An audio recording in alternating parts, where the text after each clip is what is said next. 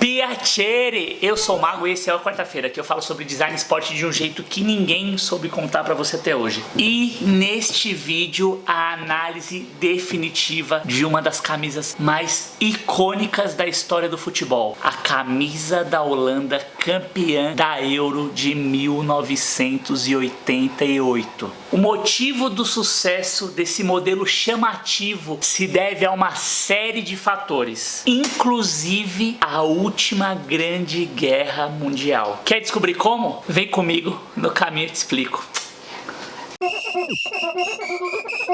Bom, antes da gente analisar os grafismos, que são os desenhos, o que a gente chama de chevron, a estampa da camisa, a estrutura de modelagem, o desenho em si, do formato da camisa, que são duas coisas distintas, complementares e importantes, a gente precisa voltar um pouquinho no tempo e entender como é que a questão tecnológica e também a conquista mais relevante da laranja mecânica contribuíram para a criação de um item histórico, transcendeu a questão futebolística e influenciou também o esporte como um todo. A primeira coisa que precisa saber entender é a importância dos tecidos naturais e dos tecidos sintéticos no que tange o desenvolvimento das modalidades esportivas. No mundo da moda, no mundo do vestuário, você tem roupas que são compostas de tecidos naturais e também daqueles que contam com parte ou até 100% concebida a partir dos chamados tecidos sintéticos, ou seja, construídos de forma artificial. As fibras naturais, como o algodão e o linho, foram alguns dos primeiros materiais utilizados pelo homem para confeccionar roupas. Basta lembrarmos que no antigo Egito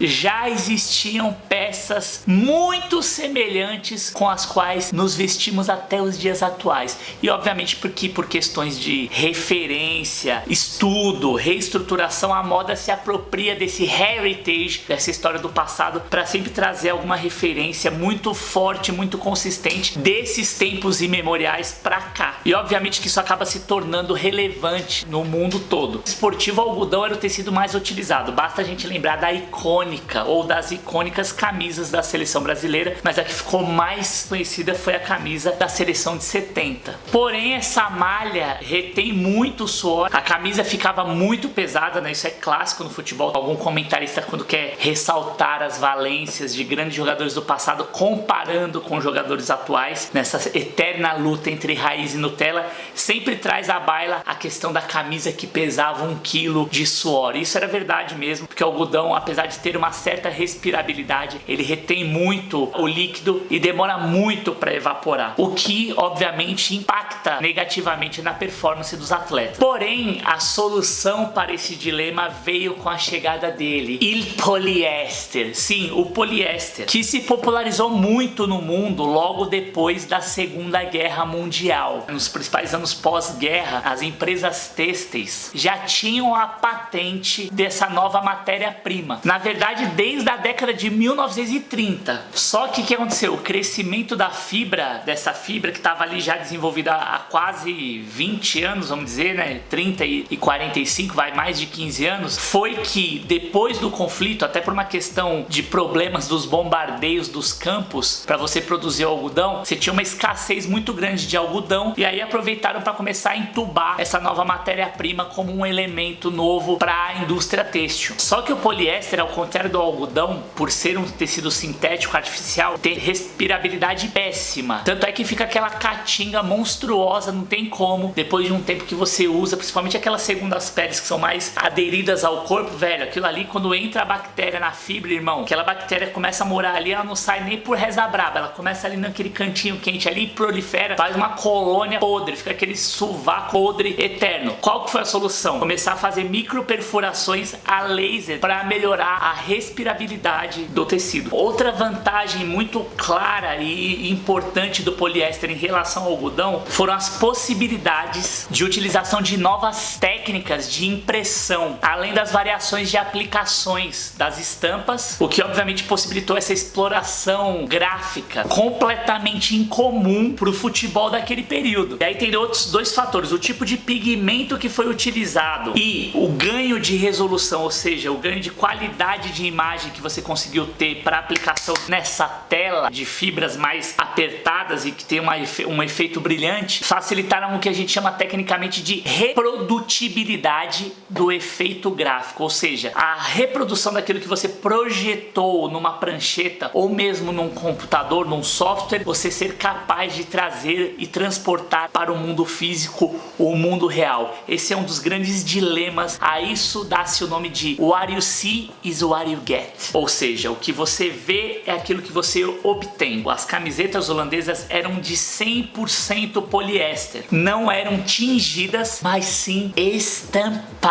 E a estampa era feita com papel de transfer, que nem você tinha aquele transfer de chiclete Plock, é a mesma premissa. A galera mais nova talvez não saiba, mas a gente que é um pouco mais raiz de viver aquilo ali. Você pegava e fazia transferência, tinha tatuagem no chiclete, velho, velhos tempos. Só que no caso da camisa, para você poder fazer esse transfer, você tem um cilindro, que é como é feita a impressão. E aí você bota a estampa em volta desse cilindro, esse cilindro vai rodando, vai imprimindo no tecido. E essa técnica é dada o nome de sublimação. A tinta do papel, ela era sublimada no que a gente chama de calandra, que são aquelas máquinas utilizadas para fazer a curvatura da chapa metálica na indústria, né? Então vem uma chapa metálica, aí é transferido para essa chapa e aí é feita a curvatura para ela poder ficar em volta do cilindro. E isso é feito por termofusão, ou seja, por alta temperatura. Bom, mas vamos traduzir isso para uma linguagem humana. Basicamente é aquilo que você faz quando você vai comprar a camiseta para você ou para o seu noivo ou pro seu namorado, para quem quer que seja. Você vai comprar uma camisa, vai dar de presente para alguém. Quando você vai customizar a camisa na loja e você pede pra pessoa ir lá e colocar o nome e o número atrás da camisa, só que aquilo ali é feito com uma tábua, mas o processo é o mesmo processo, é a mesma lógica, é a mesma premissa técnica que é utilizada. A única diferença é que nesses casos que você tem na loja é feito com transfer, que é um filme que já tem ali as especificações de tamanho, tanto da camisa quanto das letras que você vai aplicar da tipografia. Um outro detalhe que chama muito a atenção e que ajudou na construção da identidade, transformar essa camisa num símbolo, num ícone, tá em relação à construção da identidade gráfica da tipografia, ou seja, o desenho das letras, dos tipos que são aplicados no verso da camisa, principalmente os números utilizados para identificar os jogadores. O número é um transfer, é um filme transfer, só que é o chamado flocado, que dá esse efeito aveludado. Quando você faz o toque no tipo, é como se ele tivesse uma questão aveludada, era um elemento muito fashion naquele período no final dos anos 80. Mesma coisa dos pets que são utilizados tanto na Champions League quanto na Libertadores e agora começam a ser implementados no futebol brasileiro. A tipografia ou fonte, como a gente está acostumado a chamar, são elementos muito importantes na construção identitária, principalmente quando a gente está falando de design visual, de design gráfico, de linguagem não verbal. E nesse caso especificamente, se a gente levar em consideração as características do desenho que foi criado. Essa fonte, no caso, o nome que se dá para esse estilo é de uma slab serif, que são essas fontes com estilo mais engrossado e alongado que vem da Revolução Industrial, porém tem aquela serifa, que é aquela hastezinha que você tem no pé da letra, por exemplo, das máquinas de escrever ou mesmo das fontes que são utilizadas nos livros. E a origem desses desenhos é a base fabril, que eram os desenhos de sinalética utilizados nas fábricas, que dão origem ao futebol ou mesmo na indústria. Então tem toda uma correlação e um sentido de ser desse desenho. Ele não foi jogado ali por acaso. Aliás, dificilmente você vai ter no design de alto nível, como geralmente é desenvolvido para esse tipo de produto, alguma coisa que está ali jogada por acaso. Tudo tem uma razão de ser, tudo tem um conceito, tudo tem um pensamento muito bem fundamentado por detrás. E a escolha desse tipo de desenho é exatamente para você ter o que? A legibilidade. Assim como você tinha na fábrica, às vezes com questões de segurança, que você precisava identificar uma área que era mais arriscada de ser acessada de longe, e para isso você tinha esse recurso de fonte mais alongada, a mesma premissa é adotada para você ter a sinalização, ou seja, a identificação dos jogadores a longas distâncias, principalmente nos estádios mais antigos da Europa, que eram mais amplos, né, com uma arquitetura mais ampla do que você tem hoje com as arenas mais compactas, com uma redução natural do público em todo o mundo. Em resumo, nada nessa camisa está ali por acaso. Cada centímetro foi rigorosamente pensado e arquitetado para realmente criar um clássico. Voltando 2 anos no tempo, que acaba sendo uma tendência tendência a Copa do Mundo para o que vai vir no futebol em todas as instâncias, seja no confecção de uniformes, seja no estilo de formação tática, seja nas propostas de jogo. A Copa do Mundo é esse grande simpósio, esse grande encontro do mundo de futebol para definir também o que vai ser tendência dali para os próximos 4 anos. Já na Copa de 1986 era possível perceber uma tendência da Adidas, que era a marca alemã responsável pela criação desse uniforme da Holanda. Nesse período também você não tinha a quantidade de itens e de transformações que a gente tem hoje em dia, né? O processo ele era bienal, mas demorava muito para você conseguir ter uma camisa que fora lançada, sei lá, em 86, ela ia até 88. Um período de tempo de mais de 3 anos com a mesma estrutura de desenho para uma camisa. Bom, ao contrário do que se tenta inventar, ou dizer, ou criar, ou propagar, o estilo gráfico adotado aqui não tem nenhuma explicação específica, não tem nenhum conceito específico, além das tendências de moda e experimentação do período mesmo. Então assim, não pense que, ai caramba, tem aqui uma coisa meio renascentista, construtivista, nada disso. Era só tentativa e erro também, teste mesmo, experimentação e muita loucura por parte dos designers, que acabaram tendo uma liberdade muito maior do que eles tinham tido até então no desenvolvimento dos uniformes. O que obviamente você consegue identificar muito claramente dentro desse desenho são formas geométricas sobrepostas e integradas por um que a gente chama de uma gradação tonal, ou seja, você tem um tom de cor que vai ficando mais claro ou mais escuro e gerando esse efeito gráfico. Se você olha de perto, parece que a camisa tem 5 setas. Agora, se você olha de longe, por exemplo, você vai conseguir enxergar o que seriam escadas ou até mesmo flechas. Aí depende da tua interpretação, da tua capacidade cognitiva. Freud explica. Eu tenho um palpite meramente, que é o seguinte: talvez os designers queiram ter prestado algum tipo de homenagem ao grande artista holandês Mauritius Cornelis Escher. Sim, o grande icônico Escher, um artista gráfico holandês amplamente reconhecido no mundo todo pelas obras que tentam reproduzir construções impossíveis. A obra do Escher é fantástica, é magnífica, é uma referência para qualquer artista gráfico, para qualquer pessoa que planeja ou quer trabalhar com artes plásticas, publicidade, design gráfico de alguma forma. Sem dúvida uma referência imortal e gigantesca. E esses padrões que o Escher cria entrecruzados vão formando formas complementares completamente loucas e cria uma ilusão visual que te deixa maluco. O cara era gênio demais. O nome que se dá também para esse estilo dele é chamado de isometria. Dá uma pesquisada, eu botei uns links aqui na descrição. Vale muito a pena se aprofundar e conhecer um pouco mais, caso você não conheça ou tenha visto e não sabia sobre o Escher. Os degradês que são adotados nessa camisa fazem parte, obviamente, de um movimento muito grande ocorrido nos anos 80, referência quase que para tudo, filme, música, por conta da revolução eletrônica que também acontece nos anos 80. Os anos 80 foram muito importantes e tiveram uma contribuição muito profunda para a cultura pop do mundo. Videogame, fliperama, filmes de ficção científica, você tem os Exterminadores do Futuro,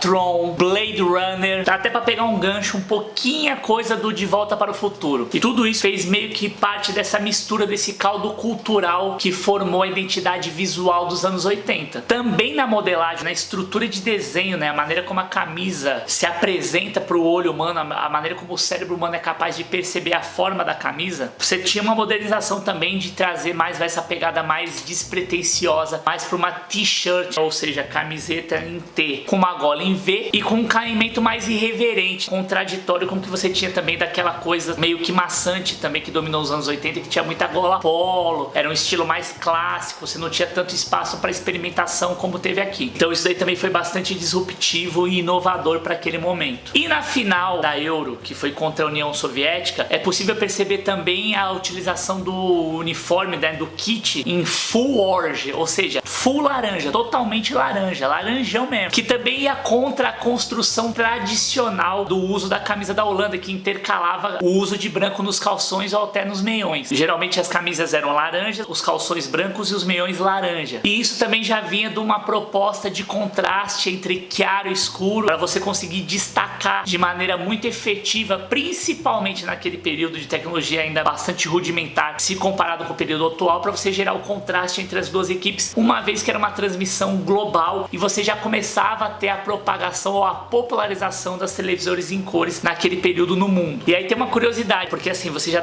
também tinha a aplicação, novos regramentos que determinavam que a aplicação dos números deveria ser feita no calção também. E no caso dos calções os números são brancos e no caso da camisa os números estão em preto. E isso acabou meio que acontecendo por acidente, o que não deixou de ser algo que tornou a Holanda visionária também nesse sentido.